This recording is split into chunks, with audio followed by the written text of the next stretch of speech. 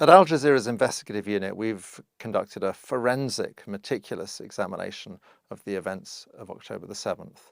We uncovered very real crimes committed by Hamas and others. But I think what was perhaps most significant were the crimes we discovered that did not happen. And it's hugely concerning that these revelations have been virtually entirely ignored by the Western press.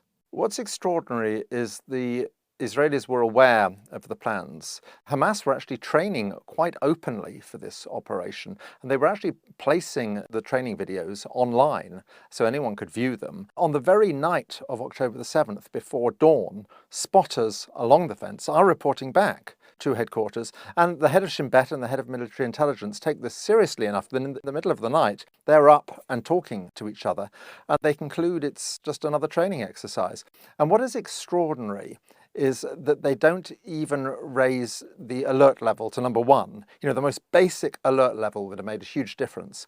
And they don't do that, which means that when Hamas bursts through the fence at 6:30 in the morning, they catch many of the defenders in their beds. I mean, you can see many of the soldiers are killed in their beds. Hamas had anticipated most of their fighters would be killed trying to get through the fence. In fact, only a small number were killed trying to get through the fence. They were as much taken by surprise as anyone by the performance of Israeli intelligence and the Israeli military. Crucially also, they were taken by surprise by this very large music festival that was taking place, which they don't seem to have been aware of. Having overrun the military bases, the game plan was to grab hostages and take them back. And they do this on a large scale, but they also clearly kill very large numbers of unarmed civilians as well. The Israelis were then extraordinarily slow to respond. Now, they scramble Apache helicopters, but there's no ground control. It's pretty clear that in the chaos, some hostages at least were hit by Apache helicopter fire. We've identified 27 people who were clearly taken hostage, taken captive, and were taken away from their homes, but never made it to the fence, died somewhere between their homes and the fence. There's a fair chance that a number of them were killed by Apache helicopters. Within the kibbutzes, we've identified 18 people who were pretty much certainly killed by the police and the army as they arrived. 12 of them a specific incident in kibbutz Beri, where you have a large number of gunmen, around 40 gunmen, holed up in a house with 13 hostages. A tank is brought in and opens fire on the house. There are 2 survivors from this incident, which is why we know about it. There may be other incidents we don't know about because everyone was killed, but there are 2 survivors from this who spoke to Israeli media. There's a common sense thing. You just have to look at the scale of the destruction, and it's clear that 1,200 men armed with rocket-propelled grenades and machine guns did not do all of this. The Hannibal directive, which was something that was developed in the 1980s by the Israelis, and it was basically to avoid situations where their enemies would capture 1 or 2 or 3 Israeli soldiers and then effectively hold them to ransom. There was one occasion where the Israelis released over 1,000 Palestinian prisoners in return for a single Israeli soldier. So an order was issued whereby they said, it's better that we kill everyone than allow people to be captured. Now, this was supposedly rescinded several years ago, but at midday on October the 7th, the army revived the Hannibal directive, put it into effect. 70 vehicles were hit. At least in some of the cases, everyone in the vehicle was killed. The Israeli military does not deny the report. The peculiarity of the days after October 7 is that the Israeli media and subsequently the international media choose to focus not on the very real and extensive crimes that Hamas and others did commit, but on crimes they did not commit. And this had 2 focuses. In the days immediately after, it's to do with babies. The most dramatic one is we see an allegation that there were 40 babies killed, many of them beheaded. This is very simple to deal with because we have a comprehensive list of the dead. We know that 2 babies are killed on October the 7th. One is a 10-month-old child who is hit by a bullet fired through a safe room door. The other is a child who dies after an emergency cesarean, a Bedouin child, in fact. Now, any story about babies that does not relate to those 2, and there are a lot of stories about babies, is not true. We know it's not true. This has enormous implications for the other wave of atrocity stories that began very quickly, which is to do with sexual violence, and particularly the Israeli assertion that it was widespread and systematic. To be clear, in the film, we are not saying that there were no rapes on October the 7th. We simply don't know. What we are saying is that there simply is not the evidence There's not the forensic evidence, there's not the visual evidence, there's not the photographic evidence, and there is not the witness evidence to support the allegation of widespread and systematic rape. The Israelis have this strange system where they farm out the collection of bodies after disasters and terrorist attacks and so on to an organization called Zaka, who are ultra-Orthodox religious volunteers. They collect the bodies, prepare them for religious burial and so on. A character that many people will have seen in the days afterwards is Yossi Landau, who was the southern commander of Zaka, who was on television a great deal. He said, "The two piles of 10 children each were tied to the back, burned to death." You then see a phone call which Netanyahu makes to President Biden, where he repeats this story. In fact, he embellishes it. They took dozens of children, bound them up, burned them, and executed them. Terribly important, this, because it was entirely untrue. We know the house he's talking about. He's talking about the house in Kibbutz Be'eri, which was the house that was stormed by Israeli police and military, and where it is almost certain that all of the hostages were killed by the Israeli police and military. There were 2 children there, 2 twins, but no other children, so we know the story is untrue. Mr. Landau told a number of other stories. There's one particularly notorious one about the fetus being cut out of a pregnant woman. The baby that was connected to the cord was stabbed, and she was shot in the back. We simply know this is untrue. The list of the dead show there's no such victim. Mr. Landau said, I have a picture of this atrocity. If you want to see the picture, I have the picture of it. This is the baby. I'm sorry to be graphic here, but I can't see a baby here. You can't see the baby but this is the picture of the mother. It was a piece of charred flesh. It wasn't a baby. It certainly wasn't a baby. So it was interesting. Psychologically, I'm not quite sure why he offered to show me a photo that he didn't have.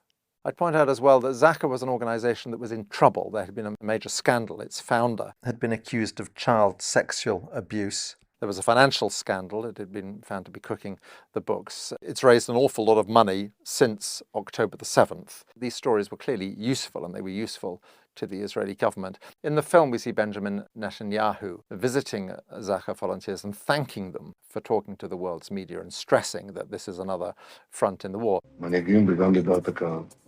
ויש לכם חלק חשוב בהשפעה על דעת הקהל שמשפיע גם על מנהיגים.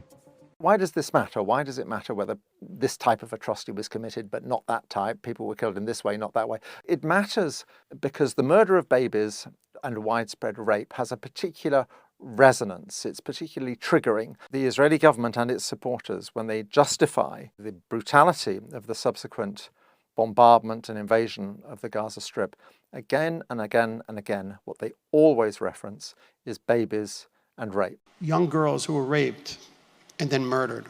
Women brutally raped and murdered. Little kids who are beheaded. Pictures of terrorists beheading children. These bastards put these babies in an oven and put on the oven. We found the kid a few hours later. This is something you see in previous conflicts as well. If you want to dehumanize an enemy, if you want to desensitize people to the suffering that is inflicted on that enemy, then you portray them as barbarians, basically as savages, as people who are not deserving of humane treatment. And that's why it's relevant. That's why it's important to pick apart. A lot of the world's leading media outlets have done in-depth investigations where they have concluded there was widespread, systematic, instrumentalized, weaponized rape. The New York Times makes a particular feature of the story of a young woman. She was killed early in the morning, 9 miles north of the music festival site, as she and her husband were fleeing. The New York Times, in its big December investigation into sexual violence, leads with this, and about a third of the article consists of her story.